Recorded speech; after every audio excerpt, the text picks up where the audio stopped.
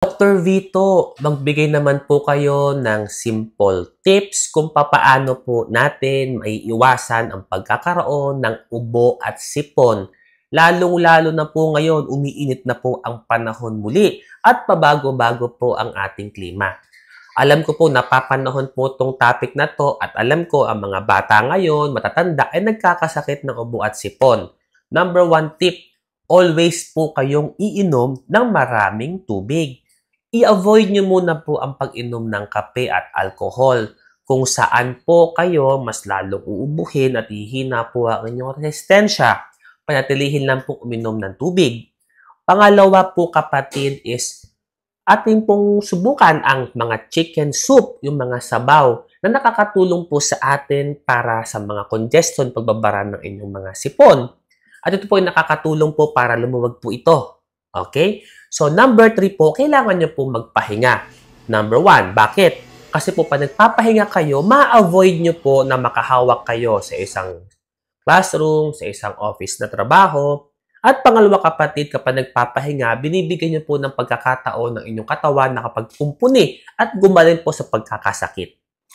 Pang-apat po kapatid is kailangan nyo pong i-maintain ang inyong kwarto na warm. Ibig sabihin po, wag iwasan nyo muna po ang paglalagi sa isang air-conditioned room kung saan nawawala po ang humidity na pwede mag-cause po ng dry air sa inyong paligid kaya mas lalo po kayong uubuhin.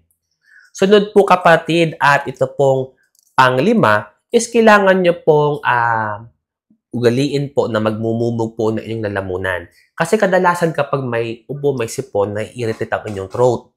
Kaya pwede naman po kayong bumili ng mga over-the-counter po na lozenges. O kung wala po kayong pambili ng lozenges po kapatid, pwede po kayong gumawa ng sarili nyo pong salt water gargle. Ano po yung mga kailangan nyo?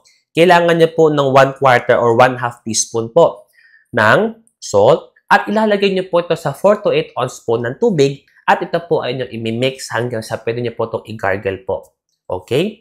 Yun nga lang po, itong mga lozenges, itong mga salt water gargle, ay hindi po dapat po sinusubukan sa mga less than 6 years old. Lalong-lalo na kung hindi po nila kayang sundin po yung instruction. At pang-anim po kapatid is kapag talagang baradong-barado ang inyong sipon, pwede naman po kayo magtanong po sa mga nearest na botika, sa mga pharmacy, sa mga doktor ng topical po na decongestant. Ito po yung ating nilalagay po na saline drops kung saan po nakakapagpaluwag po ito ng ating hingahan, particular sa ating ilong. At last po kapatid, pag kayo po ay mga 5 taon taas, pwede naman po kayong mag-ask po ng advice ng mga over-the-counter po na decongestant at mga gamot pang ubo. Lalong-lalo na po, dapat po kayo po ay tatanong sa mga pharmacists natin for recommendations at sa ating mga doktor kung kayo po may mga contact number po nila na kung kayo po ay may pansamantala at medyo malayo ang inyong lugar, pwede po kayong mag-take po ng mga medications as directed po. At ano po yung clear instruction doon sa bote po? Ano po yung instruction ng pharmacist at ng ating mga butihing doktor habang po kayo ay papunta sa clinic po nila at may kalayuan nga po. Okay? So, always consult your doctor po para mabigyan kayo ng tamang gamot at kung hindi po kayo sigurado sa mga kailangan nyo pong mainom kung kayo po ay may ubo at sipon. Ito po si Dr. Vito ang nagbibigay sa inyo ng libreng payong medikal. Mapagpalang araw sa ating lahat.